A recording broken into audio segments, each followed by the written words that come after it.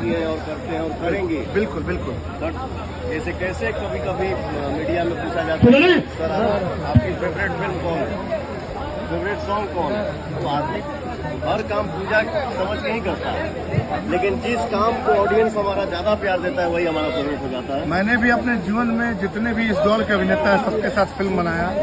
मोहन भैया के साथ तो बहुत पुराना संबंध है, इनका पीआर रहा, इनकी फिल्मों का कई फिल्मों का को प्रोड्यूसर हुआ भैया के साथ, लेकिन पहली बार मैं इनके साथ सोलो फिल्म बना रहा हूँ और एक मेरा सपना पूरा हुआ कि मेरे बड़े भाई के साथ और आप लोग से भी उम्मीद है